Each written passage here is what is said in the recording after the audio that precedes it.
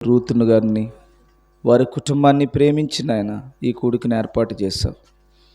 ఈ కూడికను ఏర్పాటు చేయాలన్న ఒక ఉన్నతమైనటువంటి మనస్సును ఆ కుటుంబానికి ఇచ్చినందుకు స్తోత్రాలు.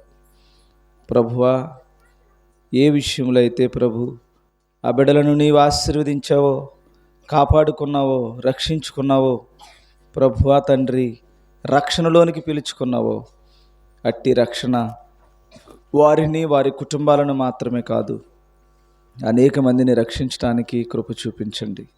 నీవే ప్రభువా నా ద్వారా మాట్లాడి ఒక పాత్రగా ఉన్న నన్ను నీవే ప్రభువా తండ్రి నీ అమూల్యమైన నీ దక్షిణ హస్తంతో ప్రభు ఆశీర్వదించి, ప్రభువా నీవే నీ ఆత్మ సహాయంతో మాట్లాడి, ప్రభువా ఈ కూడికను ఏర్పాటు చేసుకున్నటువంటి కుటుంబానికి, ఇక్కడికి వచ్చినటువంటి బిడ్డలకు నాయన ఈ మాటలను, ఈ మాటలలో ఉన్నటువంటి జీవాన్ని ప్రభువా వారికి ప్రోక్షించమని, నీవే ప్రభు సమస్తమును కట్టి నడిపించమని యేసు ప్రభు వారి శ్రేష్టమైన పరిశుద్ధమైన నామంలో ప్రార్థిస్తూ వేడుకొనిచున్నాము పరమ తండ్రి, ఆమేన్.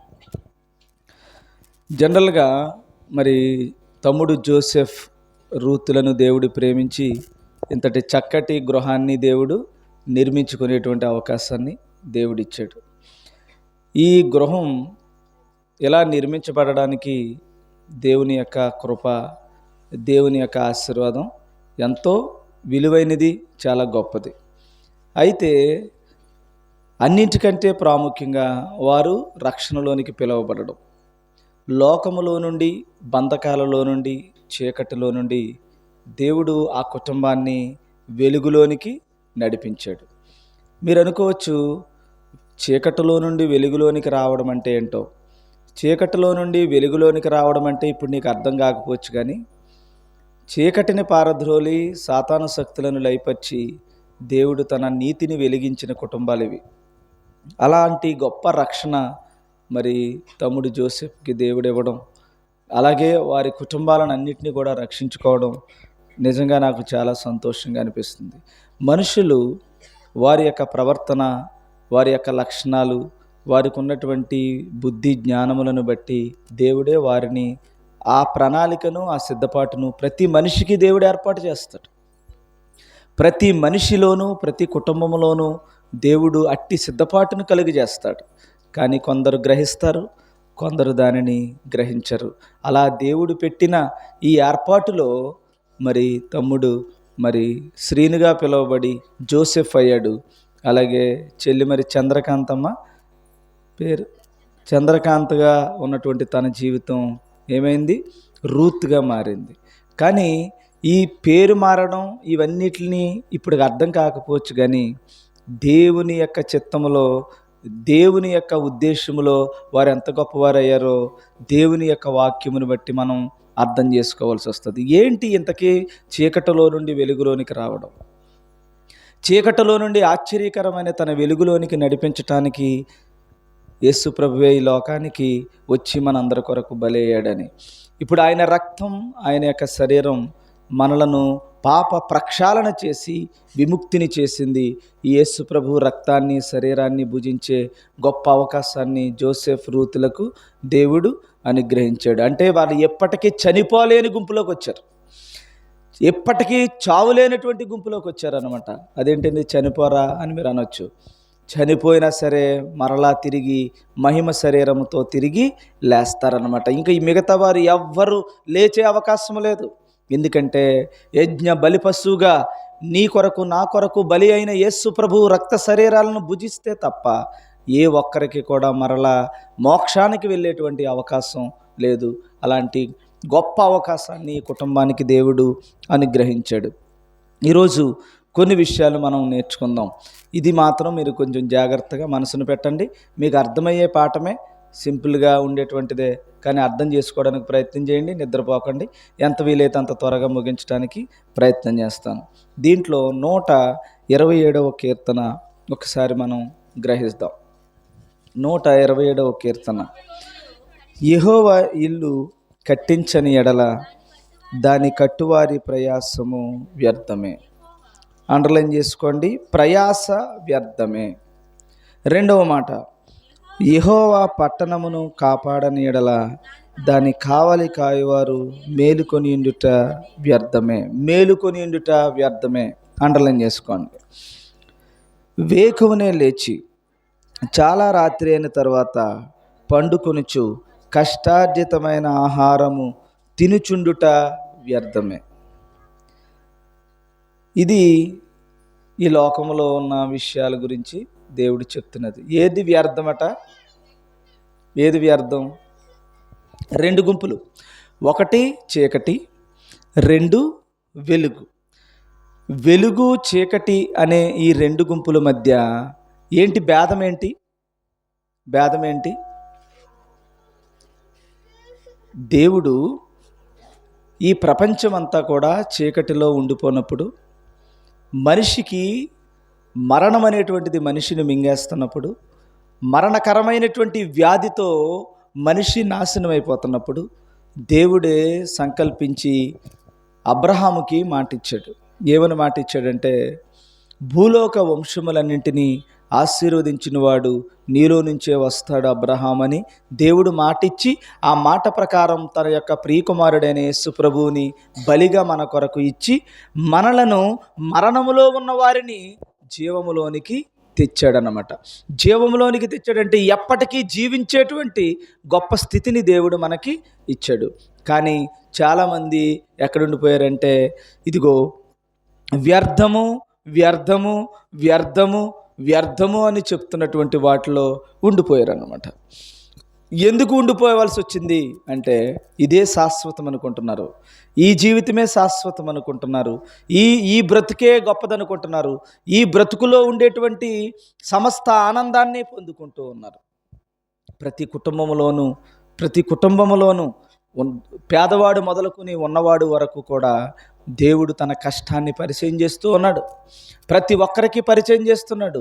ముఖేష్ అంబానీ కొడుకుతో సహా అందరికీ కష్టం వస్తుంది. ఆ కష్టం వచ్చినప్పుడు, ఈ కష్టం ఎందుకు వచ్చింది?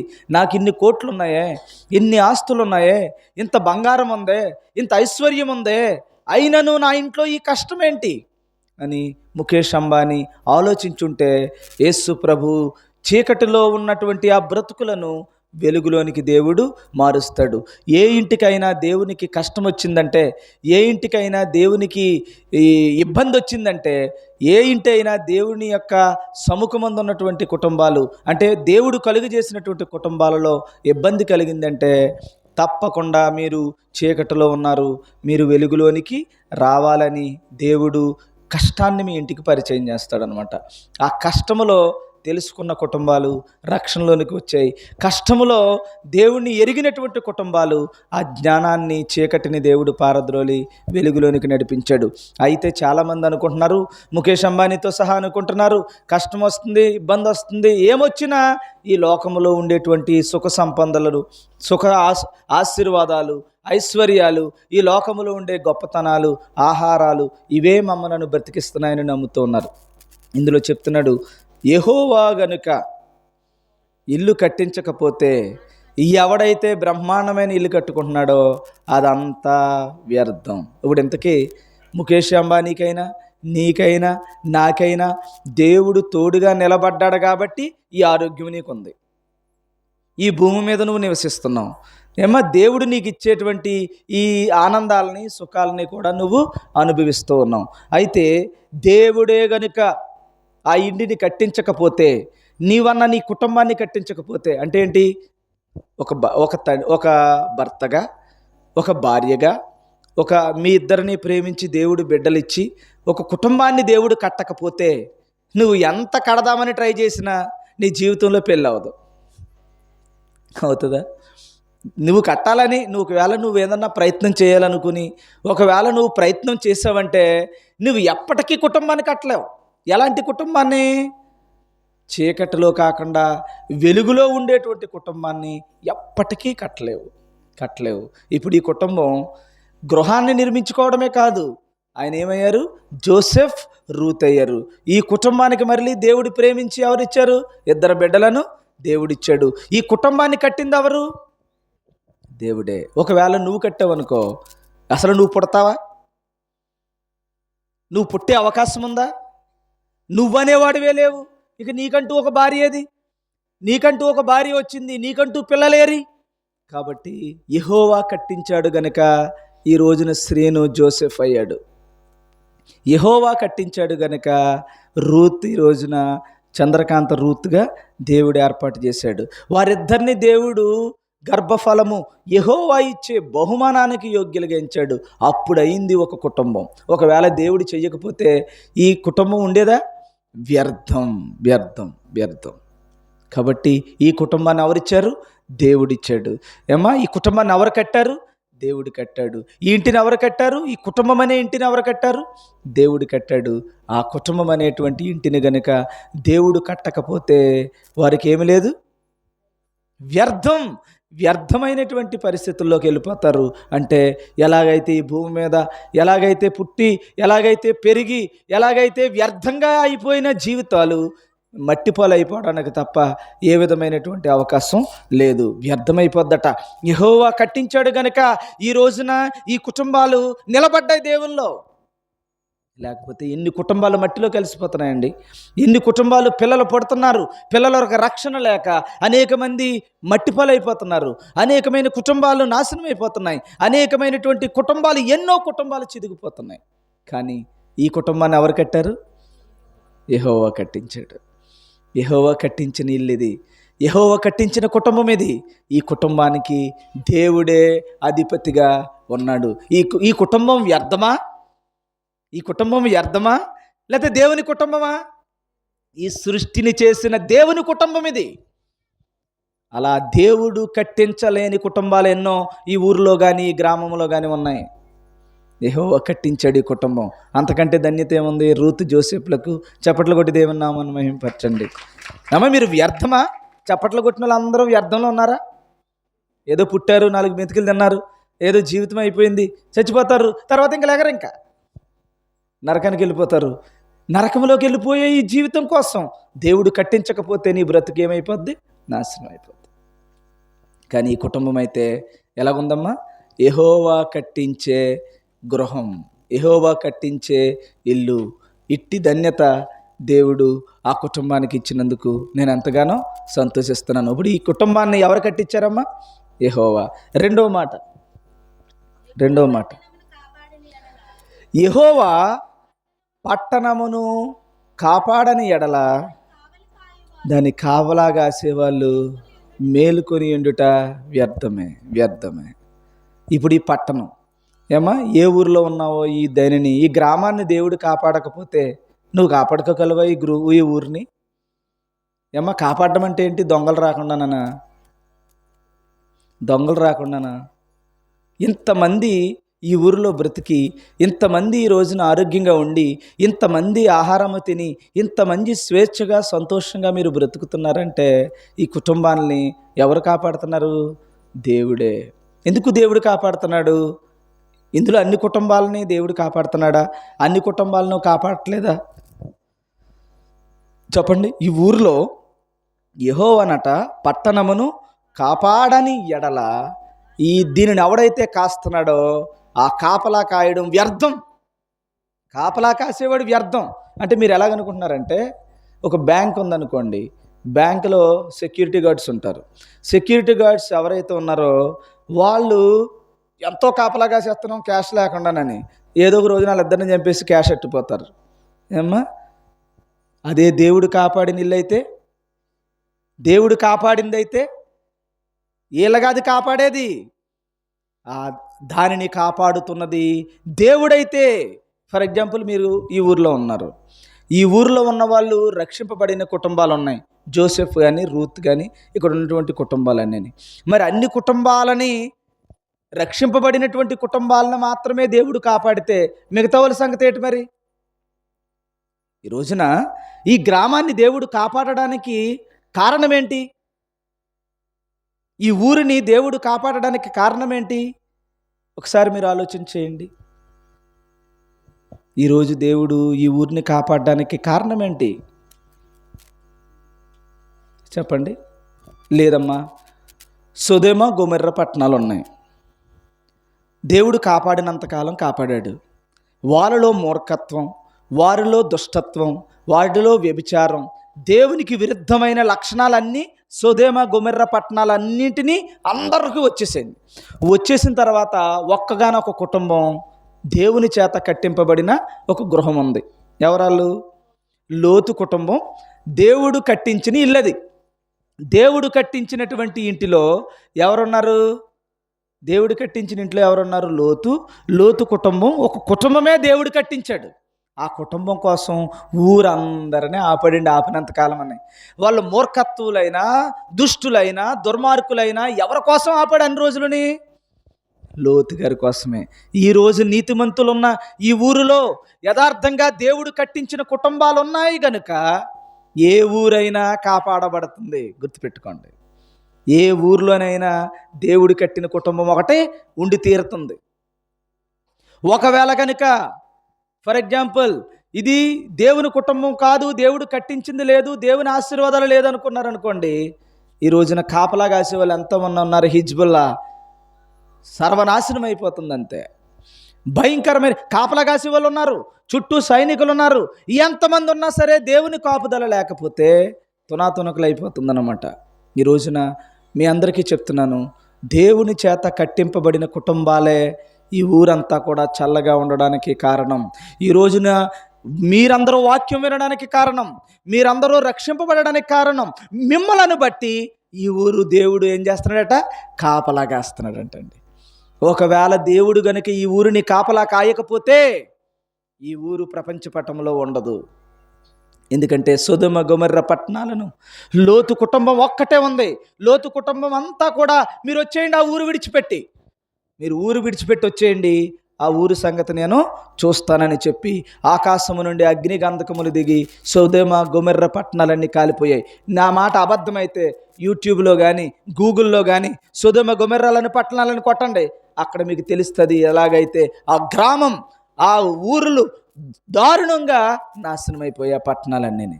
కావల కాయకపోతే ఎంతమంది కాపలా కాసినా, ఎంతమందిగా ఏం చేసినా, దొంగడొస్తే కాయగలడు, కుక్కొస్తే గాయగలడు, నక్కొస్తే గాయగలడు, మహాబలశాలైతే పులొస్తే గాయగలడు, ఆకాశం నుండి అగ్ని దిగొస్తే ఎవడ గాయగలుగుతాడు? కాబట్టి సొదొమ గొమొర్రా పట్టణాలని కాచింది ఒక్కనాడు లోతు కుటుంబం మాత్రమే. ఈ రోజున ఈ ఊరు బాగుండాలంటే రక్షింపబడిన యెహోవా కట్టించినటువంటి గృహాలున్నాయి, యెహోవా కట్టించినటువంటి ఇల్లున్నాయి. ఆ ఇల్లు ఉన్నంత కాలం ఈ ఊరికి ఎవరు కాపలా? యెహోవా. లేకపోతే ఈ ఊరు పరిస్థితి ఏటట? వ్యర్థమే చెప్తున్నాడు, దేవుడే చెప్తున్నాడు. ఈ పట్టణమును దేవుడు కాపాడని ఎడల దాన్ని కావలా కాసేవారు ఎవరున్నా వ్యర్థం అని చెప్తున్నాడు అన్నమాట. కాబట్టి ఎవరు ఇప్పుడు మనకి కాపలా?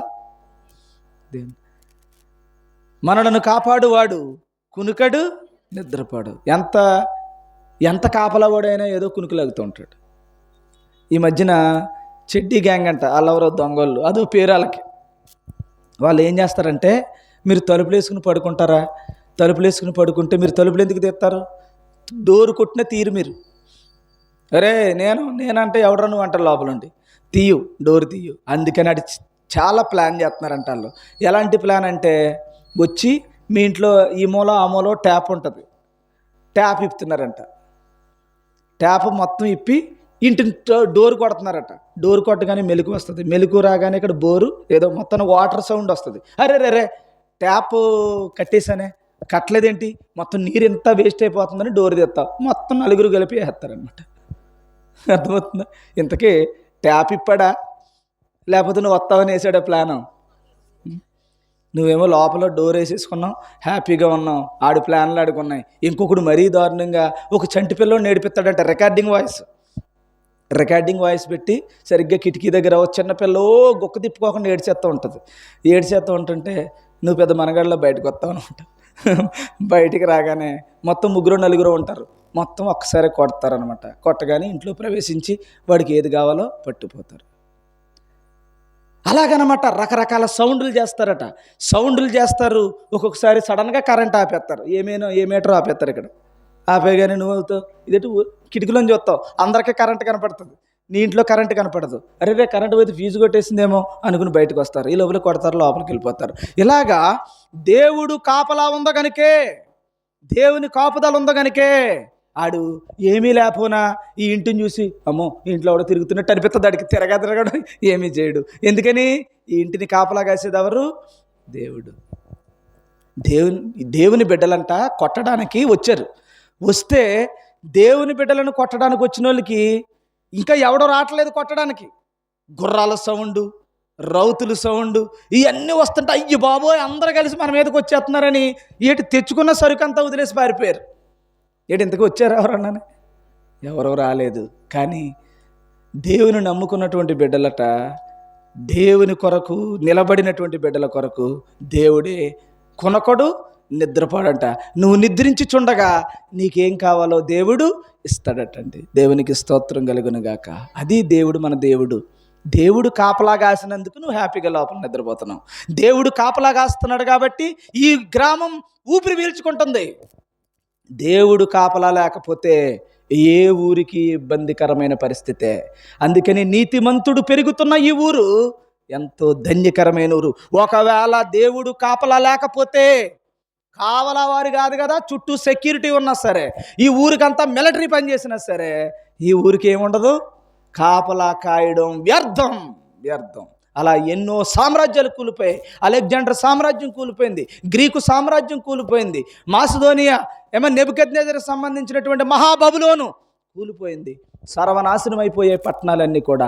ఏది నా గొప్ప రాజ్యం అనుకున్నాడో హిట్లర్, వాడి జీవితం సర్వనాశనం అయిపోయింది. దేవుడు కాపలా కాసిన కుటుంబాలు మాత్రమే ఏమీ లేకపోయినా చెట్టు దగ్గర ఉన్నా సరే కాపాడే దేవుడు మన దేవుడు అనమాట. అలాంటి కోవలోకి ఎవరు వచ్చారు? ఎవరు? జోసెఫ్ అండ్ రూత్ను దేవుడు ఇచ్చాడు. ఇది యెహోవా కట్టినిల్లది. ఆ ఇంటిని కాపలా కాసేది ఎవరు? యెహోవా. అర్థమవుతుందా మీకు? యెహోవా కట్టినిల్లు. ఇల్లు అంటే ఇదా? రూత్ జోసెఫ్ వాళ్ళిద్దరికి ఇచ్చిన పిల్లలా? నా మాట అర్థమవుతుందా మీకు? ఇల్లు అంటే యెహోవా ఇల్లు కట్టించని ఎడల ఇల్లు ఏది ఇప్పుడు? రూత్ అండ్ జోసెఫ్ అండ్ వాళ్ళిద్దరు పిల్లలు. దేవుడు ఈ కుటుంబాన్ని ఎవడు కాపాడుతున్నారు? యెహోవా కాపాడుతున్నారు. ఒకవేళ యెహోవా కట్టని ఇల్లు అయినా, ఒకవేళ యెహోవా కాపాడని ఊరైనా అస్సలు ఉండడానికి అవకాశమే లేదు. ఎప్పుడు ఏ క్షణమైనా వస్తుందో తెలియదు. ఇందాక ఏదో చిన్న వీడియో చూపించాడు మా అబ్బాయి. ఏదో హారియర్ కార్, అది Tata, 5 star rating. 5 star rating అంటే ఎలాంటి యాక్సిడెంట్లు వచ్చినా సరే నిలబడుతుంది. 3-4 ఫిల్టీలు వేసినా, 3-4 దొర్లుకుంటా పోయినా సరే లోపల ఉన్న వాళ్ళందరికీ ఏమీ అవ్వకుండా కాపాడుతుంది. చుట్టూ అంతా కూడా ఎయిర్ బ్యాగ్స్ ఉంటాయి. ఏమీ ప్రమాదం లేకుండా అందులోంచి లాగుతారు. ఎంతో ఇంక దారుణం ముక్కలు అయిపోతే తప్ప. అలాంటి యాక్సిడెంట్ ఒకటి చూపించాడు. పైనుంచి కొండ చీరలు ఎరిగి ఇంత రాయి ఉండి ఆ కారు మీద పడింది. ఆ కారు మీద పడింది. కారు టాప్ మని పగిలిపోయింది. ఆ డోర్లు తీసుకుని ఇలా వస్తున్నారు వాళ్ళిద్దరు. దేవుడు కాపాడకపోతే చిన్న రాయిదాలు అంత ఆ గొప్పదనుకుని మూతి పగిలిపోద్ది, అయిపోద్ది. దేవుడు కాపాడితే పెద్ద బండరాయి ఇచ్చిన ఇలాగొస్తుంది, నీ పక్క నుంచి పోద్ది. దేవుని కాపుదలది. దేవుడు నిన్ను కాపాడుతాడు. కాబట్టి నాకు చాలా సంతోషంగా ఉంది. బాప్తిసం పొందినటువంటి కుటుంబాలు దేవుని కాపుదలలో ఉన్నాయి.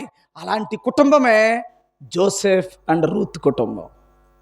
ఈరోజు నా ఇంటికాడ ప్రార్థన కట్టాలి, పేరు ఎత్తుతున్నాను. మీ పేరు ఎత్తడానికి మీ ఇంటికాడ పెట్టుకోండి, అర్థమవుతుంది. కాబట్టి వాళ్ళు దేవుడు ఏం చేస్తున్నాడట? కాపలా కాస్తున్నాడట.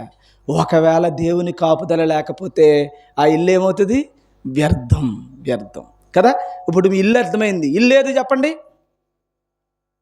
దేవునిలో దేవుని బిడ్డలుగా బాప్తిస్వం పొంది దేవుని కుటుంబంగా ఏ కుటుంబాన్ని అయితే దేవుడు కట్టాడో అది దేవుని కుటుంబం. మనుషులా ఇల్లులా?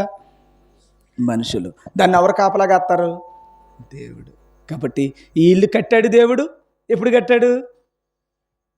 మీరు ఎప్పుడు రక్షణలోకి వచ్చారు? ఈ డేట్ ఎప్పుడు గుర్తుండాలి మీకు. ఆ రోజు ఎప్పుడు ప్రార్థన పెట్టుకోవాలి. ఆ రోజు ఎప్పుడు దేవునికి స్తుతులు చెల్లించాలి. ఒకనాడు నా ఇల్లు కాపలా లేని ఇల్లు, ఒకనాడు నా ఇంటికి గోడ లేని ఇల్లు, ఒకనాడు నా ఇల్లు రక్షణ లేని ఇల్లు. ఈ రోజైతే నా ఇంటికి ఏమొచ్చింది? రక్షణ వచ్చింది. ఈ రోజే సరిగ్గా 3 సంవత్సరాలు అయింది ఈ రోజు నేను రక్షింపబడి అని ఎప్పుడూ సాక్ష్యం పలుకోవాలి. అందుకని మీ బాప్తిసం తీసుకున్న డేట్ మీరు ఎప్పుడు గుర్తుపెట్టుకోవాలి. 2 మొదటిదేటి ఇల్లు కట్టాడు. జోసెఫ్ రూత్ వాళ్ళ బిడ్డలను కట్టాడు. రెండోదేటి వాళ్ళని కాపలా కాస్తున్నాడు. కాపలా ఎలా కాస్తున్నాడు? కునుకుతా లేదట, నిద్రపోతా లేదంట. వాళ్ళు నిద్రపోతూ ఉన్నారంట, వాళ్ళకి ఏం కావాలి ఇస్తున్నాడట. ఇదిగో ఇల్లు ఇచ్చాడు, ఆరోగ్యాన్ని ఇచ్చాడు, వారికి కావలసినవన్నీ దేవుడు ఏర్పాటు చేస్తున్నాడు. దేవుడు ఏది కావాలన్నా వాళ్ళు అడిగేలా కానీ కాపలా కాసే దేవుడు సమస్తమును ఇస్తాడన్నమాట. దేవునికి స్తోత్రం. తర్వాత ఇంకొకటి పొద్దున్నే లెగిస్తున్నారట. ఎవరు? మీరు ఎప్పుడన్నా సరే వర్క్కి వెళ్ళినప్పుడు కానీ, పని చేసినప్పుడు కానీ, చీపుర్ల వ్యాపారం చేసిన వాళ్ళు ఎప్పుడు లెగిస్తారమ్మా? మీరు ఎప్పుడు లెగిస్తారు? సరిగ్గా 10 గంటలకు అమ్మాయి అని లెగుతారా? ఈ లోపల మొత్తం పోద్దారు. నాకు తెలిసి రేపు పొద్దున్న వ్యాపారానికి ఈరోజు రాత్రి కూడా వెళ్ళిపోతున్నారు. చాలామంది ఎదురవుతున్నారు, నాకు నైట్కి పోతున్నారు. ఇదిగో అర్జునుడి గారు అబ్బాయి నాకు ఎదురవుతున్నాడు, ఇలాగ వెళ్ళిపోతున్నాడు పెద్ద లోడ్ వేసుకుని. ఎక్కడికి వెళ్తున్నాడు నాకు తెలియదు కానీ ఏమ్మా, వ్యాపారం చేసుకున్నటువంటి వాళ్ళకి ఎలాగుంటుంది? వేకునే లేగాలి. నీ ఇష్టమైన లెగితే కుదరదు, నీ ఇష్టం వచ్చినప్పుడు పడుకుంటా ఉండదు. ఎప్పుడో అమ్ముకుని ఏ శ్రీకాకుళమో ఎక్కడికో వెళ్ళి అమ్మి ఎప్పుడో వచ్చి నిద్రాహారాలు మాని ఎంత కష్టపడుతున్నారే. ఎంత కష్టపడినా, ఎంత సంపాదించినా నీ బ్రతుకు కూడా వ్యర్థమేనట. కానీ ఇది వేకువనే లేచి చాలా రాత్రి అయిన తర్వాత పండుకొనుచు కష్టార్జితమైన ఆహారమును తిని, చూడండి ఎలాగో చెప్తాను. పొద్దున్న లేచేస్తున్నారంట, పనిలో పోతున్నారంట, మళ్ళీ రాత్రికి ఎప్పుడో వీళ్ళ బిజినెస్ ఎంతో కష్టపడుతున్నారంట, అన్నం తింటున్నారట, పడుకుని ఉంటున్నారట. అరే నీ జీవితం వ్యర్థం. ఇంత కష్టపడుతున్నావే, పొద్దుటే లేచి రాత్రి వరకు కష్టపడుతున్నావే, డబ్బులు సంపాదిస్తున్నావే, ఐశ్వర్యం సంపాదిస్తున్నావే, 4 మెతుకులు ఇంట్లోకి వస్తున్నాయే, తింటున్నావే, నీ బ్రతుకు వ్యర్థమట. ఎంత కష్టపడి ఎంత సంపాదించిన వ్యర్థమట. కానీ మరి ఏది వ్యర్థం కాదు? యెహోవా కాపరిగా నీకుండాలి. చదువమ్మా, మాట చదువు. వేకువనే లేచి చాలా రాత్రి అయిన తర్వాత పండుకొనుచు కష్టార్జితమైన ఆహారము తినుచుండుట వ్యర్థమే. కానీ నా ప్రియులు నిద్రించుచుండగా నేను వారికి ఇచ్చుచున్నాను. నిద్రిస్తున్న వాడికి ఇస్తున్నాడు. కానీ పొద్దున్నే లేచి సాయంత్రం అందరికీ కష్టపడి రాత్రికి వచ్చి అన్నం తిని పొద్దున్నే కొంచెం నిద్ర లేకుండా ఇంకా కళ్ళు ఇలా మూతలాడిపోతున్నా సరే మళ్ళీ క్యారేజ్ తీసుకుని వెళ్ళినోడికి లేదట. ఏది? జీవితం లేదంట. పొద్దున్న వెళ్ళిపోతున్నాడంట, పాపం నిద్ర ఉండలేదంట, ఆడికి కష్టపడుతున్నాడంట, 4 మెతుకులు తింటున్నాడో లేదో పాపం, తినేసి మళ్ళీ పడుకుని ఇంకా నిద్ర తీరకుండానే సంచి భుజాన్ని వేసుకుని మళ్ళీ పోతున్నాడట. ఆయనను వాడు బ్రతుకు వ్యర్థమేనట. మరి నీ బ్రతుకు నువ్వు నిద్రించుచున్నావట, నీకు దేవుడిచ్చేస్తున్నాడట. దేవునికి స్తోత్రం. ఎంత గొప్ప విషయం అండి. దేవుని కుటుంబం అంటే ఇదే, దేవుని కాపలా అంటే ఇదే, దేవుని తోడంటే ఇదే. ఈయనదేం పోయింది? ఒక రాయి మీద కూర్చుని చూస్తున్నాడు, ఎప్పుడు తెస్తుంది మాంసం అని. ఆయనదేం పోయింది? ఒదికిని కూర్చుని ఉన్నాడు. కష్టం ఎవరిదే? కాకులు తెచ్చాయి, చుట్టూ వచ్చాయి, మొత్తం మాంసాలు పట్టుకుని రెడీగా ఉన్నాయి, కావాల్సింది ఏరుకుని తింటున్నాడు. ఆయనదేమో కాపలా కాసివాడు ఎవరు? దేవుడు. అక్కడ ఒక్క చీపురు అమ్ముడు అవదన్న దగ్గర ఒకరిని పెడతాడు నీకోసం. దేవుడు కార్యం చేస్తాడు, అద్భుతం చేస్తాడు, అద్భుతంగా నీ కుటుంబాన్ని ఆశీర్వదిస్తాడు, నీ బిడ్డలను దీవిస్తాడు, ఉన్నతంగా ఆశీర్వదిస్తాడండి దేవుడు. ఎప్పుడు తెలుసా? దేవుడు నీకు కాపలా ఉన్నప్పుడు. లేకపోతే నీ జీవితం పొద్దున్న లేచి రాత్రి దాకా వెళ్ళి మళ్ళీ వచ్చి మళ్ళీ సంచెట్టుకుని పోయి 4 డబ్బులు తెచ్చుకున్నా నీ జీవితం ఏటట? వ్యర్థమే. కానీ నా జనులైతే పొద్దున్నే లేచి మళ్ళీ నిద్ర లేకుండా ఉండదు, నిద్ర ఎర్లు కదే. దేవుడు మాత్రం అద్భుతంగా నిన్ను ఆశీర్వదిస్తానని దేవుని వాక్యం చెప్తుంది. చదవమ్మా. అప్పుడు వాళ్ళ పిల్లలనంట యెహోవా ఇచ్చే స్వాస్థ్యం. అమ్మ బిడ్డలు ఎవరో ఒకసారి లేకండి. ఏమ్మా, జోసెఫ్ రూతులకు దేవుడిచ్చిన బిడ్డలు ఏమ్మా, వాళ్ళు ఎవరట? స్వాస్థ్యం. యెహోవా ఇచ్చే స్వాస్థ్యం. అదేంటి స్వాస్థ్యం అన్నాడంటే? బహుమానం కదమ్మా. బహుమానం అన్న దగ్గరే స్వాస్థ్యం. స్వాస్థ్యం అంటే ఏంటి తెలుసా? దేవుని రాజ్యం. దేవుని రాజ్యం అంటే తెలుసా? ఎప్పటికీ మరణం లేని వాళ్ళు. ఎప్పటికీ మరణం లేని వాళ్ళు అంటే తెలుసా? ఈ సృష్టి ఆడే రాజు. ఈ సృష్టికర్త అయిన దేవుని బిడ్డలంట వాళ్ళు. స్వాస్థ్యం, యెహోవా ఇచ్చే స్వాస్థ్యం నీ బిడ్డలు. మరి దేవుల్లో లేని బిడ్డలు ఏ స్వాస్థ్యం? సాతాను యొక్క స్వాస్థ్యం. ఆడేం చేస్తూ ఉంటాడు? నీ బిడ్డల్ని ఈ పేను ఉంది చూసారా, ఎలాగుంటుంది చెప్తున్నాను. లోక సంబంధమైనటువంటి సంపద తల్లిదండ్రులైనా చంపేస్తూ ఉంటాడు. ఎలాగో తెలుసా, ఇప్పుడు మనం తలలో పేను ఉంటుంది. పేను తెలుసు కదా, అది ఏం చేద్దంటే బతికినంత కాలం బతుకుద్ది. అప్పుడు ఈ మూలం తాగుతుంది, ఇక్కడ దూతే ఇక్కడికి వస్తుంది, ఇక్కడ దూతే ఇక్కడికి వస్తుంది.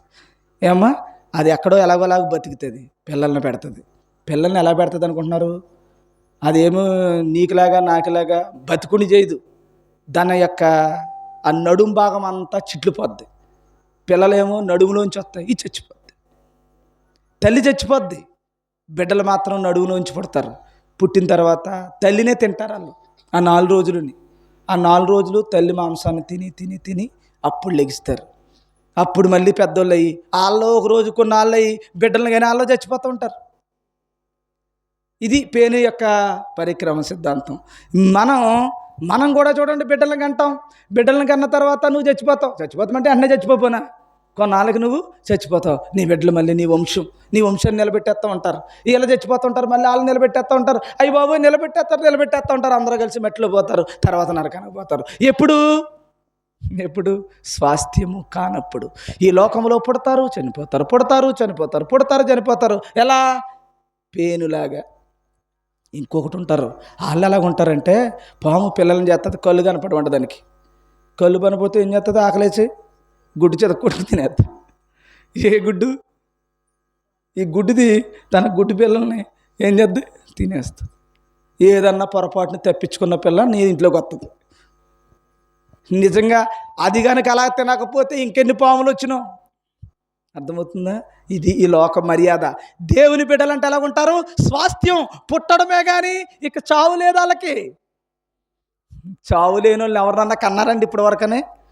రూత్ జోసెఫ్లు కొన్నారు. చప్పట్లు కొట్టి దేవుని నామాన్ని మహింపరచండి. సమాధి కూడా లేవనెత్తుకుని వస్తుంది అన్నమాట. ఇది యెహోవా స్వాస్థ్యం ఆ పిల్లలు. అసలు ఈ బిడ్డలకి నువ్వు ఎన్ని కోట్లు ఇస్తే మరణము లేని బిడ్డలను కనగలవు నువ్వు? ఒకసారి ఆలోచించే. అలాంటి బిడ్డలండి నీ బిడ్డలు. చచ్చిపోయినోళ్ళు కాదు నీ బిడ్డ. స్వాస్థ్యం, గర్భఫలము యెహోవా ఇచ్చు స్వాస్థ్యం. గర్భఫలము ఆయన ఇచ్చు బహుమానమే. యవన కాలమందు పుట్టిన కుమారులు బలవంతుని చేతిలోని బాణముల వంటి వారు. ఎలాంటి వాళ్ళు అంటే బలవంతుని చేతిలో బాణాలు. ఏం చేస్తారు వీళ్ళు? ఏమ్మా, మొత్తం అందరినీ పొడి చేస్తూ ఉంటారా? ఏం చేస్తారు? బలవంతుని చేతిలో బాణాలంటే తన అమ్ములు పొదిలో నింపుకున్నటువంటి బాణాలంట. ఏం చేస్తారు వీళ్ళు? దేవుని కార్యాలు చక్కబెడుతూ ఉంటారు. దేవుని కోసం వారు ఎలాగ ఉంటారో తెలుసా? కోర్త గురి ఎలా ఉంటుంది? అనుకున్న టార్గెట్ అనుకున్నట్టుగా దేవుని చిత్తాన్ని నెరవేర్చేటువంటి బిడ్డలు అవుతారు. వాళ్ళు బలమైనటువంటి ఆయుధాలుగా చేరవుతారు. అంతేకాదు, గుమ్మములో విరోధులతో మాట్లాడతారా? వాదిస్తారా? రోజు గొడవలు పెట్టుకుంటుంటారా? మీరు అదే కదా, గుమ్మాల ముందు కూర్చుని. ఇది కూడా ఇదే కదా, ఎవరు గుమ్మలాలు ఉంటారు. నువ్వెంత అంటే నువ్వెంత ఇలా అంటుంటారు. ఆ వాదించుకోవడం అనుకుంటున్నారా? కాదు.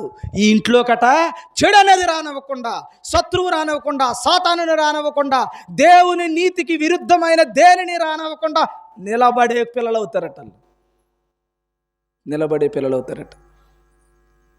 ఎవడు దేవునికి విరుద్ధంగా బ్రతుకుతున్నా సరే సంహరిస్తారట.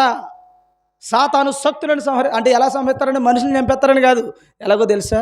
వాడెవడో సినిమాకి వెళ్తున్నాడు, చిచ్చి అంటాడు అనమాట. ఎవడో వాడి దగ్గరికి వచ్చి, మనం సినిమాకి వెళ్దాంరా, మనోడు ఫేవరెట్ హీరోరా అన్నాడు అనుకో. నీకు ఫేవరెట్ ఏమో, నాకు ఎవరు favourite? Jesus is my hero. He is a ever lasting lover of me అంటాడు. నువ్వేమంటావు? బాబాయ్ జై గుర్తని నువ్వు అంటున్నావు. ఇదంతా ఏమవుతుంది? నీ జీవితం ఇది, నీ పాపపు బ్రతుకు. వీడికి ఎలాగుంటుంది? చిచ్చి అంటాడనమాట. అలాంటి జ్ఞానాన్ని, అలాంటి భయంకరమైన పరిస్థితులు నీ దగ్గరికి వస్తున్నప్పుడు ఎలా కొడతాడు? మళ్ళీ నీ దగ్గరికి రానివ్వడు. అంటే చంపేస్తాడని కాదు, అలాంటి నీ మైండ్లోకి రానివ్వడం, సంహరిస్తాడు. ఏ చెడు నీ ఇంట్లోకి వచ్చినా కొట్టేటువంటి సామర్థ్యం ఉన్న పిల్లలు అవుతారట, దేవుడు కాపలా కాస్తే.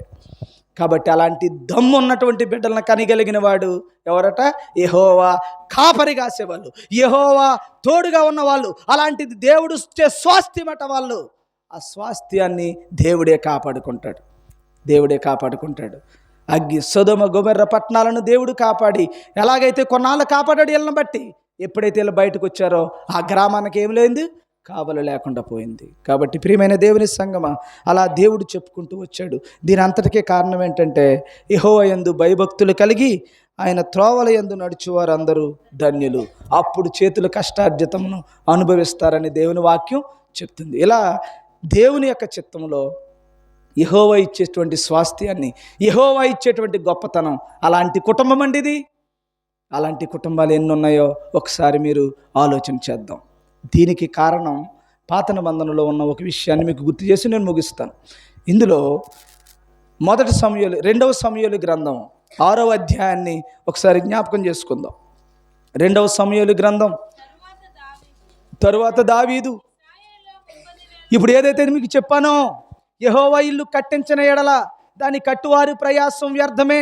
ఏ పట్టణమునైనా యెహోవా కాపాడకపోతే కావలివారు కావలి కాల్చడం ఉన్నట్టు వ్యర్థమే. పొద్దున్నే పోయి సాయంత్రం వరకు పనిచేసి 4 మెతుకులు తినడం వ్యర్థమే, సమస్తమును వ్యర్థమే అని చెప్పాడు కదా. ఇప్పుడు ఎందుకు వ్యర్థము, ఎందుకు యెహోవాని కలిగి ఉండడం అనే మాట ఏదైతే ఉందో ఆ మాట చెప్తున్నాడు ఇక్కడ. ఇది మాత్రం కొంచెం జాగ్రత్తగా మీరు మనసును పెట్టుకోండి, దీంతో చాలా జాగ్రత్తగా మీరు ఉండాలి అని ఈ విషయం మీకు అర్థమవుద్ది. ఇక్కడ తరువాత దావీదు ఇశ్రాయేలీయులలో ఎలాంటి వాళ్ళంట, 30,000 మందిని శూరులను తీసుకుని వెళ్తాడంట. ఏంటమ్మా శూరులు? శూరుడు అంటే ఏంటి? శూరులు అంటే ఏంటి చెప్పండి? సూర్యులు అంటే ఏంటి? టైం ఎంత అయిందమ్మా? చీకట్లో ఏం కనపడుతుంది? 8:30. చెప్పండి, ఒక అరగంట మనకు టైం ఉంది, చెప్పండి. సూర్యులు అంటే ఏంటంటున్నాను?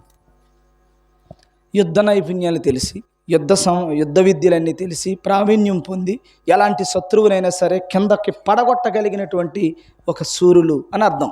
కానీ దేవుని బిడ్డలకి ఈ సూరత్వంతోనే, మీసాలతోనే, కండలతోనే పని ఏముంది? నీ కండ అవడకు కావాలి, నీ బలం అవడకు కావాలి, మొత్తం ఒకటే ఆయుధం టిక్ అంటే అయిపోద్ది ఇక్కడ యుద్ధం.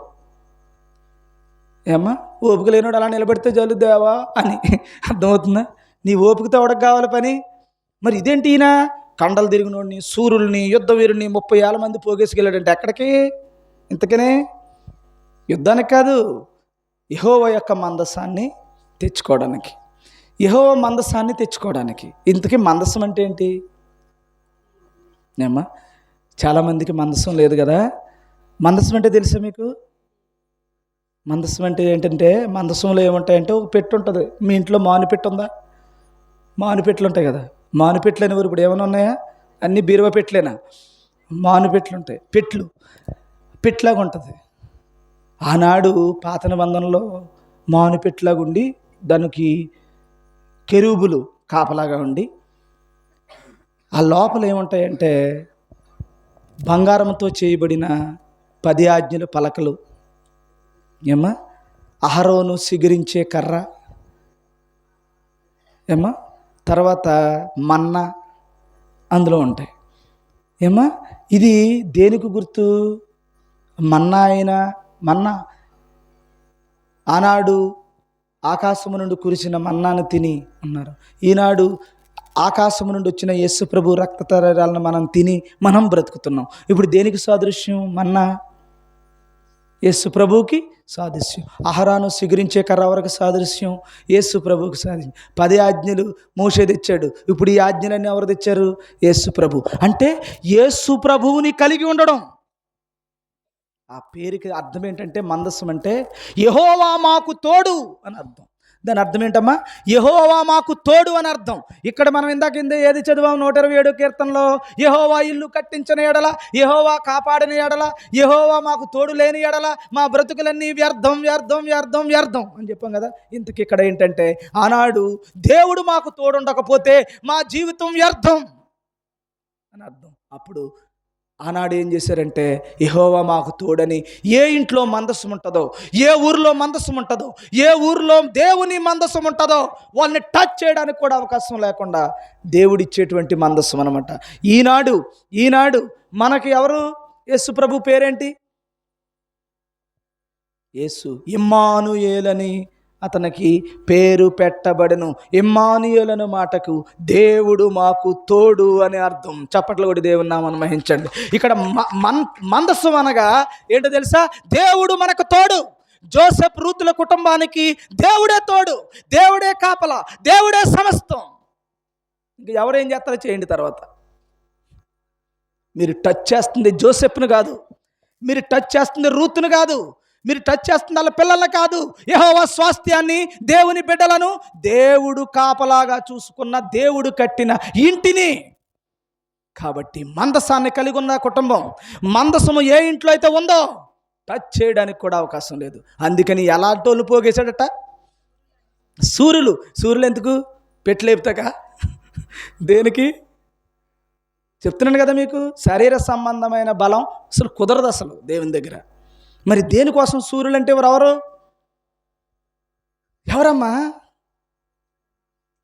మీరు అంటూ ఉంటారు మనం సైనికులుగా. మీకు సైనికులు ఏంటి గ్రూప్ ఒకటి ఉంది మనకి, ప్రేయర్ సోల్జర్స్, ప్రార్థనా సూర్యులు, ప్రార్థనా వీరులు, ప్రార్థన ఏదో అంటారు కదా, యోధులు అందరూ. ఇంతకీ ఎవరో యోధులు అంటే భక్తి కలిగిన వాళ్ళు అని అర్థం. దేవుని, ఎందుకంటే మందసాన్ని లేవీలు తప్ప ఎవడో టచ్ చేస్తే చచ్చూరుకుంటాడు అక్కడ. మందసాన్ని టచ్ చేయకూడదనేది ఆజ్ఞ, మందసం జోలికి వెళ్ళకూడదని ఆజ్ఞ, చూడకూడదని ఆజ్ఞ. చూసి చాలామంది చచ్చిపోయారు.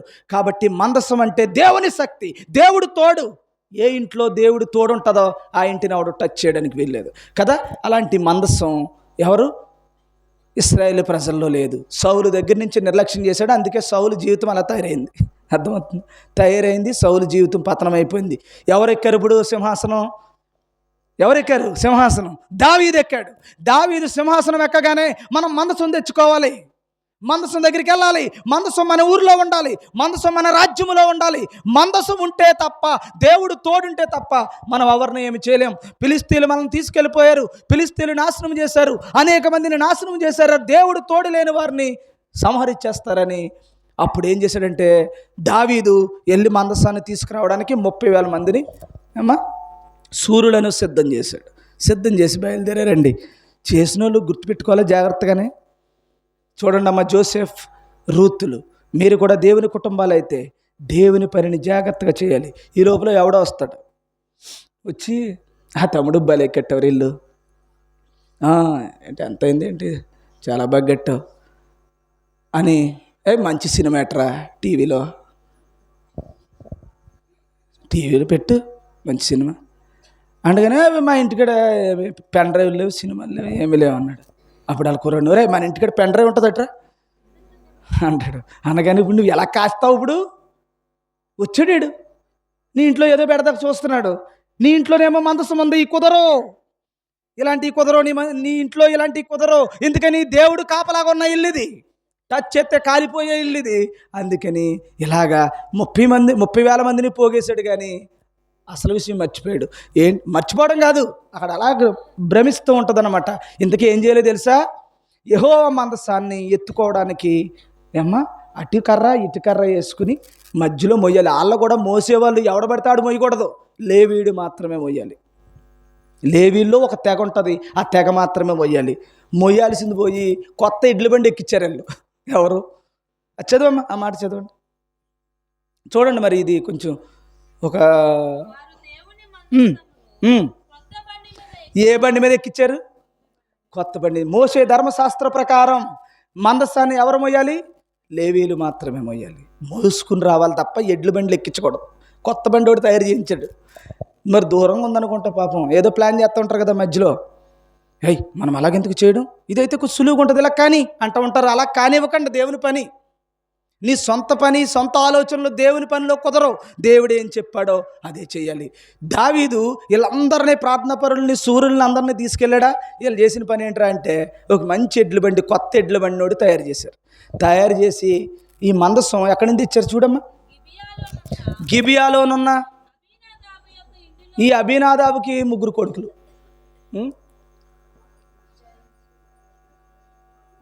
ముగ్గురు కొడుకులు, అందులో ఉజ్జా, ఇంకా ఎలీహు, ఇలాగ మొత్తానికి ఒక ఎలియాజరు, ఇలాంటి 3 కొడుకులు ఉన్నారు.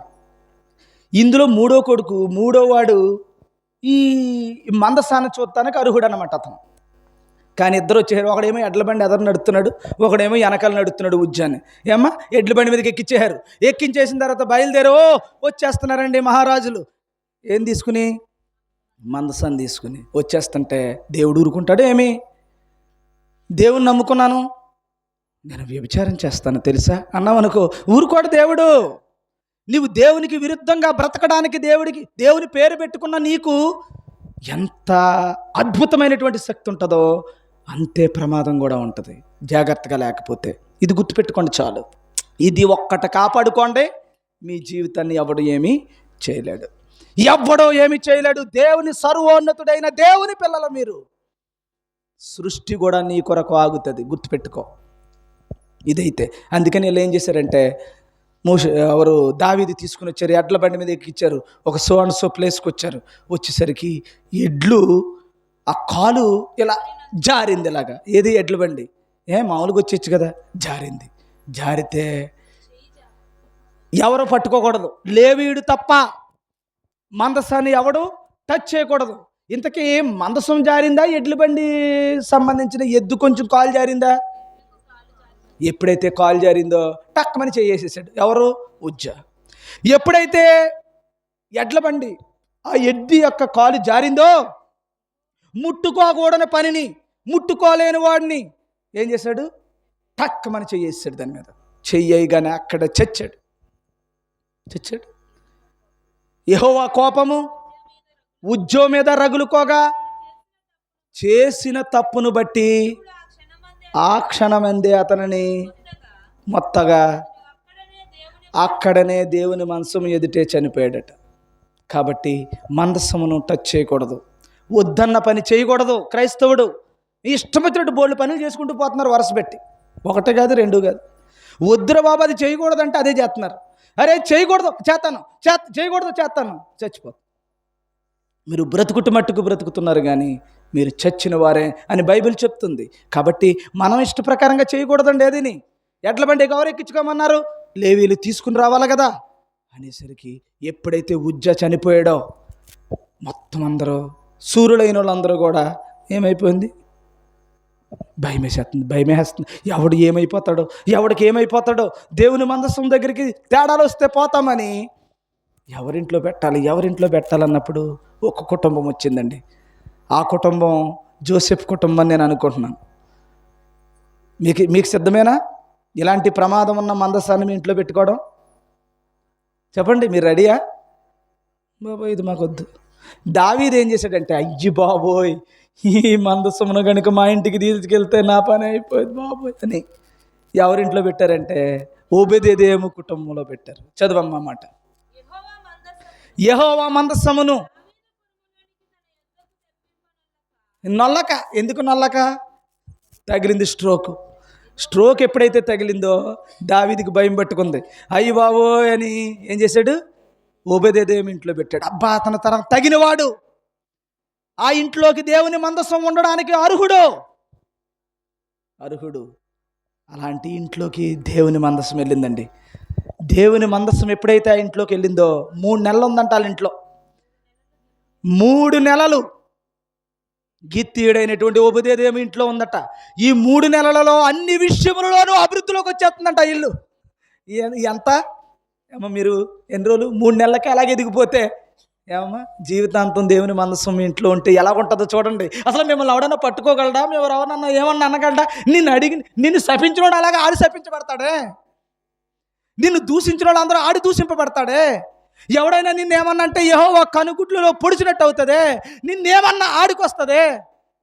నువ్వు దీవించిన వాడు దీవించబడతాడు, ఏమ్మా నువ్వు శపించిన వాడు శపించబడతాడని బైబిల్ చెప్తుందే. అంత గొప్ప కుటుంబం అండి ఇది. దేవుని బిడ్డలంటే మీరేదో ఆసామాసిగా సింపుల్గా తీసుకుని అమ్మా బజ్జీలు వేసావంటున్నావు. నువ్వు నీ జీవితం బజ్జీలు కాదండి, నీ జీవితం సమోసాలు కాదండి, నీ జీవితం మహాప్రసాదం. దేవుడు అనుగ్రహించిన ప్రసాదం.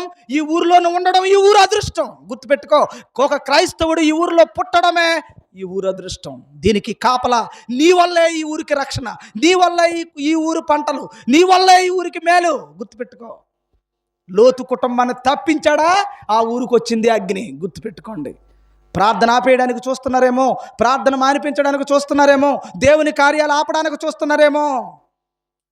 వాళ్ళు ఎప్పుడైతే పక్కకి జరిగారో నీ జీవితం ఏముండదు. Your life is close. నీ లైఫ్ అంతా క్లోజ్ అయిపోద్ది. నీ జీవితం ఏముండదు. ఇంకా వాళ్ళు ఉన్నంత వరకే నీ వెలుగు, వాళ్ళు ఉన్నంత వరకే నీకు ఈ బ్రతుకు. దేవుడు గనుక పక్కకు చేసావా, గోధుమ మొక్కతో పాటు ఎప్పుడైతే గోధుమ మొప్పం లేకుండా చేసావా నిన్ను ఉంచుతాడా? అయిపోద్ది నీ జీవితం. అలాంటి గొప్ప కుటుంబం అండి జోసెఫ్ అంటే. వాళ్ళు సరిగా పెరగాలే కానీ, సరిగా దేవుని కొరకు ఉండాలే కానీ, దేవుని మందసం వాళ్ళ ఇంట్లో ఉండాలే కానీ ఎవడండి టచ్ చేత్తకు అవకాశం ఉంటుంది? ఒబేదేదోము కుటుంబం అన్ని విషయములలోనూ ఆశీర్వదించబడిందంట. ఇది మందసాన్ని కాపాడు. టచ్ చేయడానికి కూడా అలాగే ఎంత అందరూనా ఒకడేనా? ఒబేదేదోము కుటుంబం అని రాశాడా? ఒకడేనా? ఇంటి వారందరూ. బాగా మళ్ళీ చెప్పండి చదివి. అతననే మాట దగ్గర ఎవరు? మీకు ఇష్టమైన వాళ్ళ పేరు పెట్టుకోండి. మందస్సమును భయపడకుండా నేను నీతిమంతుడిని, యెహోవా మందస్సము నాలో ఉండడానికి నేను సిద్ధం అనుకున్నవాడు ఎవడైతే ఉన్నాడో వాడు ఆ పేరు పెట్టుకోండి. జోసెఫ్, రూత్, వాళ్ళిద్దరు పిల్లలు, నేను ఇంటివారు. వాళ్ళ ఇంటివారు ఉన్నారు అందులోని. ఒబేదేదోము 3 నెలల్లో ఆ ఇల్లట ఎక్కడో ఉన్న దావీదుపురములో ఉన్నటువంటి దావీదుకి అర్థమైంది వీళ్ళ అభివృద్ధి. ఏమ్మా వీళ్ళ గొప్పతనం అక్కడికి తెలిసింది. అయ్యో బాబోయ్, ఒబేదేదోము కుటుంబం అన్ని విషయములలోనూ అభివృద్ధి చెందేస్తుంది బాబోయ్ అనగానే వెంటనే దావీదు బయలుదేరాడు. ఎక్కడికి? మీ ఇంట్లోనే కాదు మందసం, మా ఇంట్లోనే ఉండాలి. మీ ఇంట్లోనే కాదు మా ఇంట్లోనే ఉండాలి. మీ ఇంటికే కాదు రక్షణ, మా ఇంటికి ఉండాలని ఇంటికి వెళ్ళడానికి ఇష్టపడి అప్పుడు ఏం చేశాడు తెలుసా? దావీదు మందసాన్ని తీసుకోవడానికి వచ్చాడు. వచ్చి మనసుని సరే అలా తీసుకెళ్తున్నాడు తెలుసా? ఊరేగింపు కానీ ఉత్సవముతో తీసుకెళ్తున్నాడట. ఎక్కడికి? దావీదుపురం. ముందు భయపడ్డావు, మరి ఇప్పుడు ఎందుకు వెళ్తున్నావు అంటే సిద్ధపడ్డాడు. అర్థమవుతుందా? సిద్ధపడి యెహోవా మందసమును ఇంటికి తీసుకెళ్తూ ఉండగా ఫిలిష్తీయుల చేతిలో ఓడిపోయారు వాళ్ళందరూ. ఒకనాడు ఏలీ కుమారులు యెహోవా మందసము దగ్గర వాళ్ళు పోగొట్టుకున్నారు. వాళ్ళు అన్యాయమైన పనులు చేసి, నీచమైన పనులు చేసి ఫిలిష్తీయుల చేతికి దేవుడు అప్పచెప్పడాలని. అన్యాయమైన పనులు చేస్తే శత్రువుల చేతికి మనల్ని దేవుడు ఇస్తాడనమాట. అదే నీతిమంతులైతే.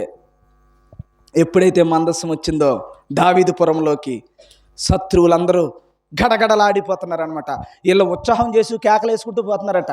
పక్కనున్న ఫిలిష్తీయులు అనుకుంటున్నారట, అయ్యో బాబోయ్ యెహోవా దండులోనికి వచ్చాడరా అనుకుంటున్నారంట. చప్పట్లు కొట్టి దేవుని నామాన్ని మహింపరచండి.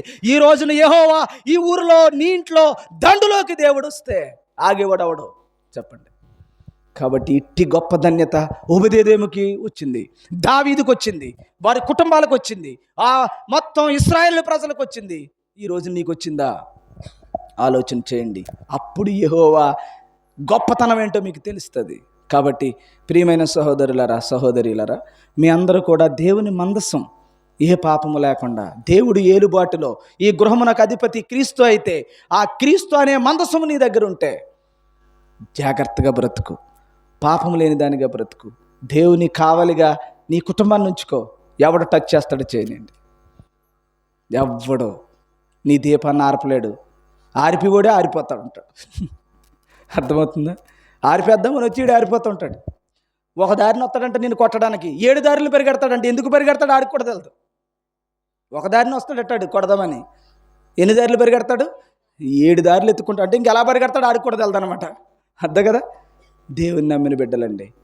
అందుకని అలా మీరు నిలబడండి, అంతే మీ కార్యాలన్నీ దేవుడే చక్కబెడతాడు.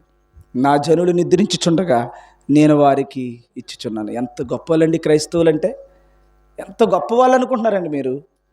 లేని దగ్గర ఉందే అని నిరూపించగలిగిన వారు. ఏదైనా సరే వారి కోసం రాజ్యులు, సామ్రాజ్యాలకు ఊరిపోయే క్రైస్తవుల కోసం. కాబట్టి అలాంటి గొప్ప కుటుంబం అండి ఇది, చాలా గొప్ప కుటుంబం. అలా దేవుని కొరకు బ్రతకండి, దేవునికి ఇష్టపరంగా బ్రతకండి. మీ ఇంటిని ఒకనాడు ఉన్న ఇంటి కంటే ఒక అద్భుతమైన ఇంటిని దేవుడిచ్చాడు. మీకున్న పిల్లలు, మీరు, మీ కుటుంబం అభివృద్ధిలోనికి దేవుడు నడిపిస్తాడు. గొప్ప ఆశీర్వాదాలు ఇస్తాడు. మీరు చూస్తుండగానే ఎదిగిపోతూ ఉంటారు. తిట్టుకున్నవాడు ఇలా వంగిపోతూ ఉంటాడు. తిట్టుకున్నవాళ్ళు వంగిపోతూ ఉంటారండి.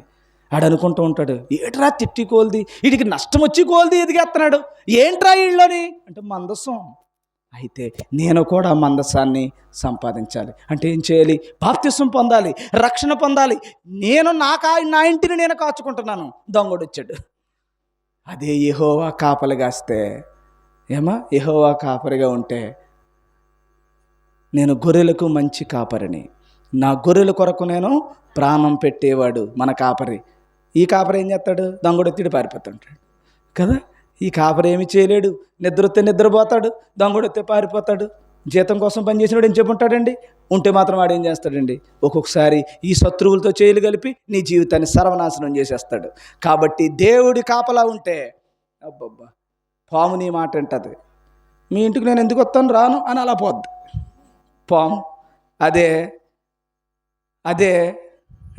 దెయ్యానికి యోగ్యుడిగా ఎంచుకున్నావు అనుకో, నేను ఎలాగెందుకు వెళ్తాను, ఇలాగే వస్తానని అలాగ వస్తానమాట.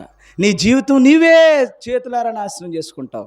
అందుకని మీరు ఉండడం, ఈ ఊరిలో క్రైస్తవులుగా దేవుని బిడ్డలుగా ఉండడం ఈ ఊరికే మంచిదండి. తెలియట్లేదు అలాగ ఎవరికి, మీ గొప్పతనం తెలియట్లే. అందుకని బాగా బ్రతకండి, నీతిగా బ్రతకండి. జోసెఫ్ జాగ్రత్తగా బ్రతుకు. ఎవడన్నా బూతులు మాట్లాడేవాడు ఉంటే అక్కడ ఉండకు, అబద్ధాలు చెప్పే చోట ఉండకు. వ్యాపారం నమ్మకంగా చెయ్యి, దేవునికి ఇష్టంగా బ్రతుకు. నీ ఇంట్లో చెడు లేకుండా చూడు, నీ బిడ్డలను జాగ్రత్తగా కాపాడుకో, దేవుని చెప్పినవి అన్నీ చేసుకుంటూ పో. నీ ఇంటి చుట్టూ ఏమేస్తాడు దేవుడు? కంచి వేస్తాడు. యోబు కేసిన కంచి సాతాను తీసాడా? దెయ్యం మాట వదిలేండి, సాతాను తీసాడా? తీయగలిగాడా? చిచ్చి ఆడ చేతకంతనం బయటపడిందండి. చేతగానోడా అంటారు కదా, చేతగానదవా అంటారు కదా, చిచ్చి చేతగానోడు, గాజులు వేసుకున్నావు ఎట్రా నువ్వు అంటారు కదా. అలా చేతగానంలో కనిపించాడండి సాతాను నాకు. మీరు చెప్తే నమ్మరు, చేతగానంలో కనిపించాడు నాకు. ఇంత ఈ సృష్టికి వీళ్ళందరినీ ఆక్రమించుకుని లోకాధికారి అని డబ్బా కొట్టుకునే సాతాను యేసు ప్రభుకి లోక మహిమనంతా చూపించి గొప్పగా చేసుకుని అద్భుతాలు చేసి మహత్కార్యాలు చేసి వీళ్ళందరినీ లోపరుచుకున్న సాతాను యోబింటికి వెళ్తాకి దారి లేక ఇంటి చుట్టూ తిరిగి తిరిగి తిరిగి తిరిగి నీరసం వచ్చి చివరికి యజమాని దగ్గరికి వెళ్ళాడండి. యజమాని దగ్గరికి వెళ్ళి, ఎదుగో నువ్వు యోబుకి కంచేసావు, ఒకసారి తీవా అని అడిగాడు. ఏంటి? దేవుడు తీస్తే కానీ తీసుకునే దిక్కు లేదు నీకు. దేవుడు కంచేస్తే ఆ ఇంటిని ఒక్క కంప పక్కకు లాగలేకపోయావు, నువ్వేం చేస్తావురా మమ్మల్ని? ఆడేం చేస్తాడు మనల్ని? దేవుడు తోడుంటే, దేవుడు తోడు లేకపోతే గిరగర తిప్పుతాడు. దేవుడు కాపలా ఉంటే, నీకు దేవుడు కంచేస్తే యోబుకేసాడు కంచి, తీస్తమలేదు. దేవుని దగ్గరికి వెళ్ళి నువ్వు అన్నీ ఇచ్చేసావు. అడి చూడండి గారాలు, గారాలు చూసారా? దేవుని దగ్గరికి వెళ్ళి నువ్వు అన్నీ ఇచ్చేసావు, అడిగిందంతా ఇచ్చేస్తున్నావు, మరి నీ మాట అనపోతే ఏం చేస్తాడు? ఎవ్వా పోనా మా ఓడు గట్టోడురా, నీతిమంతుడురా అని చెప్పాడు. నీతిమంతుడు అని చెప్పినా సరే ఓసారి తీర్చుడు, ఓసారి తీవా, నేను వెళ్ళి చూస్తున్నాడు సంగతి అన్నాడు. సరే వెళ్ళైతే ఒకటి మాత్రం గుర్తుపెట్టుకో, ఏమన్నా చేయి, నీ చేతులకు అప్పచెప్పాను, ప్రాణం జోలికి వెళ్ళావా గుండు పగిలిపోద్దని చెప్పాడు. ఏమన్నా అన్నీ చేస్తున్నాడు కానీ ప్రాణం తీయడానికి అవకాశం లేదు. పరీక్ష పెట్టాడు, వెళ్ళాడండి. కంచి తీసాక కురుపులు ఎట్టేశాడు, అది చేసేసాడు, ఇది చేసేసాడు, భారీ చేత ఎలా దూషించాడు. అక్కడ మాట చచ్చిపో అనే మాట ఉంది కదా, నేను మీకు ఆల్రెడీ ఎప్పుడో చెప్పని విషయం. సరేలే ముందు కంగారులో అది కానీ మళ్ళీ మార్చి చెప్పానుకో మళ్ళీ బైబిల్ మారుతున్నాను అంటారని ఇంక నేను అందరిని ఆపాను. ఏమ్మా ఇక్కడ ఏమవుతుంది? దూషించింది, ఏమని? చచ్చిపోంది కదా, చచ్చిపోంది. భార్య ద్వారా వచ్చింది శోధన, శరీరంలో వచ్చింది శోధన. మళ్ళీ ముగ్గురు ఫ్రెండ్స్ వచ్చారు, నలుగురు వచ్చి ఎవడన్నా బాగోపోతే పరామర్శించడానికి వస్తారు. వాళ్ళేంటో మరి తిట్టడానికి వచ్చి అసలు బుద్ధి ఉందో లేదురా నీకు? అసలు నువ్వు ఏమైనా చేస్తాను తప్ప, నువ్వు ఎలా చేస్తున్నావు అంటే ఒళ్ళు మండిపోద్దా లేదా? చిల్లబెంగితో గోక్కుంటున్నాడు, చిల్లబెంగితో కోసేస్తాడు కదా. అలాంటి శిక్షణ అనుభవించినా కూడా దేవుని నీతిని పోగొట్టుకోలేదండి. అప్పుడు అన్నాడు, ఏ బిడ్డలైతే చచ్చిపోయారో, ఏ కుటుంబం అయితే పోయిందో, ఏ ఇబ్బంది అయితే వచ్చిందో, మళ్ళీ ఏమొచ్చాయి? టప్ టప్ టప్ టప్ టప్ టప్ అని మళ్ళీ వచ్చేసాయి. ఏది పోగొట్టుకున్నాడో దానికి అంత అనేకమైన రెట్లు దేవుడు మరలా యోబుకిచ్చి మళ్ళీ కంచేసేసాడు. దేవునికి స్తోత్రం. ఈ రోజున దేవుడు వేసే కంచి తీయడం సాతాను వల్ల కాదు, మళ్ళీ దేవుడి అనుమతి ఇవ్వాలి ఈ చేతగానోడికి. అర్థమవుతుందా? కాబట్టి దేవుని బిడ్డలుగా మీరుంటే సాతాను చేతగానోడు. దేవుని యొక్క బిడ్డలుగా కాకుండా బ్రతికితే ఆడంత శక్తివంతుడు ఇంకొకడు ఉండడం. జాగ్రత్త. కాబట్టి దేవుని మందస్సాన్ని కాపాడుకోండి, దేవునికి ఇష్టంగా బ్రతకండి, దేవునికి ఇష్టంగా బ్రతకండి. మీ కుటుంబాన్ని ఎవ్వడూ ఏమీ చేయలేడు. ఇంకో ఎంత సంగతి చెప్పనా, ఈ సృష్టి సమస్తము లోబడిపోతున్నప్పుడు నువ్వు ఒకడమే నిలబడుతూ ఉంటావు అలాగా. ఇదేంట్రా బాబు, భూమి ఆకాశము కాలిపోతుంటే ఈడేంటి ఇలాగ తిరుగుతున్నాడు, ఏంటి వర్షంలో ఆడుకుంటున్నాడు ఏంటి, ఈడు దేంట్లో అగ్నిలో డ్యాన్స్లు వేస్తున్నాడు వీడు, అసలు ఏంటి వీడు కాలుతలేదు నాకు కాలిపోతుందేంటి. మరి మందస్సం అంటే అదే, రేపు తెలుస్తుంది క్రైస్తవ్యం అంటే ఏంటో. ఈ రోజు నీ ఇక్కడ బ్రతుకుతామంటే కాదు, ఇక్కడ ఏదో గొప్పగా నీ మాట, నీ బలం, నీ ఐశ్వర్యం ఏదో చూపిస్తున్నావు, రేపు తెలుస్తుంది క్రైస్తవుడు అంటే ఏంటో.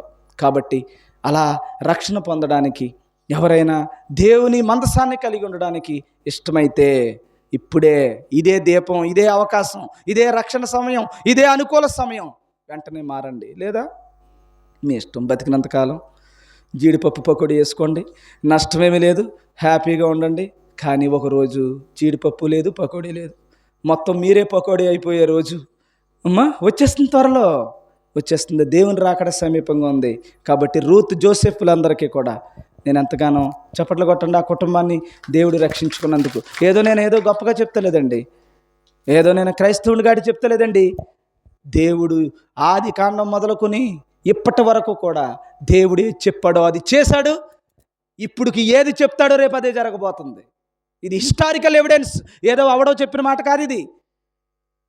దేవుడు చెప్పింది ప్రతిదీ హిస్టారికల్ ఎవిడెన్స్. మీకు నోవాహు జలప్రలయం అన్నాడు, ఉందో లేదో హిస్టారికల్ ఎవిడెన్స్ చూడండి, మీరు తెలుస్తుంది. నోవాహు ఓడతో సహా మీకు మొత్తం హిస్టారికల్ ఎవిడెన్స్ వస్తుంది. మొత్తం దేవుడు చెప్పింది చెప్పినట్టుగా చేశాడు దేవుడు.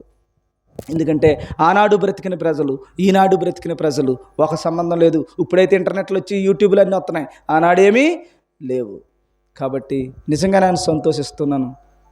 నేను ఎక్కడో పుట్టాను, ఎక్కడో పెరిగాను, ఈ కుటుంబం ఎక్కడో, వీళ్ళెవరో నానెవరో నాకు తెలియదు. కానీ దేవుని బట్టి ఆ దేవుని మందసాన్ని కలిగి ఉన్నారు, నేను దేవుని మందసాన్ని కలిగి ఉన్నారు. ఒక కుటుంబం అయింది. నాకు దేవుడు కాపరి, మీ కుటుంబానికి దేవుడు కాపరి. మనందరం కలిసి దేవుని బిడ్డలం. మన ఇంటి చుట్టూ కంచేశాడు, ఆడేం చేస్తాడు చేయమనండి, అడల్లో వద్దా? అవదు. ఒకవేళ పర్మిషన్ ఇచ్చినా దేనికోసమో తెలుసా? నిన్ను ఇంకా గొప్పగా చేయడానికి. ఆఫ్టర్ ఆల్ ఆడు ఏం చేయలేడని నిరూపించడానికి దేవుడు పర్మిషన్ ఇస్తాడు. అలాంటప్పుడు శ్రమలు వస్తాయి, అలాంటప్పుడు ఇబ్బందులు వస్తాయి, అలాంటప్పుడు కష్టం వస్తుంది. యెహోవా ఇచ్చెను, యెహోవా తీసుకుని నేను నమ్మకంగా నిలబడండి. శ్రమలో కూడా అద్భుతమైనటువంటి విజయం మీకు వస్తుంది. కాబట్టి జోసెఫ్, రూతులను దేవుడు దీవించాలి, ఆశీర్వదించాలి, గొప్ప స్థితిలో దేవుడు నిలబెట్టాలి. నిన్ను, నన్ను, మనందరినీ కూడా జాగ్రత్తగా దేవునికి ఇష్టంగా బ్రతకండి చాలు. దేవుడే చూసుకుంటాడు. దేవుడే చూసుకుంటాడు, దేవుడే నడిపించుకుంటాడు, దేవుడే మీకు ఇస్తాడు. చెడ్డ చేస్తే, క్రైస్తవులుగా ఉండి దేవుని బిడ్డలుగా ఉండి దేవుని నీతి తప్పితే గనుక దేవుడు యెహోవా కోపము రగులుకుంటుంది. కాబట్టి మనం మరలా శాపగ్రస్తులం అవుతాం. ఎక్కడైతే మనం తలెత్తుకుని తిరిగామో అక్కడే మనం అవమానించబడతాం. జాగ్రత్త. దేవునికి ఇష్టంగా బ్రతకండి. మరి జోసెఫ్, రూతుల కుటుంబాల కొరకు ప్రార్థన చేయండి. దేవుడు మరింతగా గొప్ప స్థితిలో ఉండాలి. ఒకనాడు ఒబెదేదోము కుటుంబాన్ని చూసి దావీదు పురానికి చేరింది వార్త, వాళ్ళ అభివృద్ధిని చూసి. అలాగే వీళ్ళ అభివృద్ధిని చూసి పల్లకడియం మారు మోగాలి. అలాంటి గొప్ప ధన్యత, గొప్ప అభివృద్ధి ఆ కుటుంబానికి దేవుడు ఇవ్వాలని మనందరం కలిసి ప్రార్థన చేద్దాం. కళ్ళు మూసుకుందాం. ఆ కుటుంబం కొరకు ప్రత్యేకంగా మనందరం కూడా మనసు పెట్టి ఆ బిడ్డలను దీవించమని విజ్ఞాపన ప్రార్థనలు చేద్దాం. ఆ కుటుంబాన్ని దీవించమని విజ్ఞాపన ప్రార్థన చేద్దాం. ఈ మందసమును పాడు చేయడానికి రకరకాలైన శక్తులు, సాతాను యొక్క కుయుక్తులు ఏదొచ్చినా యేసు నామములో దూరపరచబడడానికి మనందరం కలిసి ప్రార్థన చేద్దాం. దేవుని యొక్క మహాశక్తి, దేవుని యొక్క కాపుదల ఈ కుటుంబానికి దేవుడు తోడుగా నిలబడడానికి మనందరం కలిసి ప్రార్థన చేద్దాం. ప్రేమైన తండ్రి, పరిశుద్ధుడా, నీ ఘనమైన నామమునకు స్తోత్రములు ప్రభు. బిడ్డలను దీవించండి నాయన. తండ్రి, చెల్లి ఎంతో ఆవేదనతో, బాధతో ప్రభు తనకు కలిగినటువంటి తండ్రి నాయన ఇబ్బందికరమైన పరిస్థితి నుంచి తనను లేవనెత్తిన పరిస్థితిని గుర్తు చేసుకుని ప్రభు కన్నీటితో చెప్పిన సాక్ష్యమును మీరు అంగీకరించండి అయ్యా. నీకు వందనాలు, స్తోత్రాలు. తమ్ముడు జోసెఫ్ను ఆశీర్వదించండి. వారిద్దరిని ప్రేమించి నువ్వు ఇచ్చినటువంటి బిడ్డలను ప్రభువా నీకు స్వాస్థ్యముగా ప్రభు నీ రాజ్యపు వారసులుగా వారిని నడిపించండి నాయన. గొప్ప స్థితిలో ఈ కుటుంబాన్ని నిలవబెట్టండి, దీవించండి, ఆశీర్వదించండి. ఈ కుటుంబానికి కంచెను వేయండి నాయన. నీ కాపుదల ఉంచండి. రాబోయే ఉగ్రత నుంచి తప్పించండి. రేపు నాయన మహిమ శరీరాలతో మరణము లేని స్థితిలో నిత్యములో మోక్ష మార్గములో సదాకాలము జీవించే ధన్యత ఈ కుటుంబానికి దయచేయమని వేడుకుంటున్నాను. ప్రభు అనేకమైన కుటుంబాలు, ప్రియ సహోదరులు ఎంతోమంది ఉన్నారు, వారందరికీ కూడా రక్షణను దయచేయండి. వారిని కాపాడండి అయ్యా. వారు కాలిపోతుంటే మాకు నాయన సంతోషం కాదు, వారు నాయన వేదన చెందుతుంటే మాకు సంతోషం కాదు, వారు ప్రభు ఏడుస్తుంటే మాకు సంతోషం కాదు. వారు బాగుండాలి, వారి కుటుంబాలు బాగుండాలి, వారు రక్షింపబడాలి, వారింటికి కంచి వేయబడాలి, వారింట్లో నీ మందిసం ఉండాలి ప్రభువా. అప్పుడు ఆ కుటుంబానికి వచ్చే వెలుగు, ఆ కుటుంబానికి వచ్చే ఆశీర్వాదాలు చూసి మేము కూడా సంతోషించాలి తండ్రి. అట్టి ఆశీర్వాదాలను అందరికీ దయచేయమని, అట్టి మేలులు అందరికీ దయచేయమని, ఈ గ్రామంలో వారందరికీ రక్షణ దయచేయమని, ఈ గ్రామమే రక్షింపబడినటువంటి గ్రామంగా మార్చమని నీ కృప, నీ కాపుదల మా పైన, మా కుటుంబాలపైన ఉంచి అనేకమైన ఆశీర్వాదాలు తండ్రి మా కుటుంబాలకు దయచేయమని, మరి ముఖ్యంగా ఈ కూడుకుని ఏర్పాటు చేసుకున్న జోసెఫ్ రూతుల కుటుంబాన్ని మీరు ఆశీర్వదించిన ఆయన, వారి బంధుత్వాన్ని, వారి అన్నదమ్ములను తండ్రి, వారి కుటుంబాలన్నింటినీ ప్రభువా మీరు దీవించి ఆశీర్వదించి గొప్ప స్థితిలో, గొప్ప ఆశీర్వాదాలతో ఆయన వర్ధిల్లింప చేయమని ఈ ప్రార్థన స్తుతులను అంగీకరించి, ఈ ప్రార్థన మనవులను మీరు అంగీకరించిన ఆయన ఈ కుటుంబాలపై నీ ఆశీర్వాదాలతో ప్రోక్షించమని యేసు ప్రభు వారి శ్రేష్టమైన పరిశుద్ధమైన నామములో ప్రార్థిస్తూ వేడుకొనుచున్నాము పరమ తండ్రి. Amen, amen.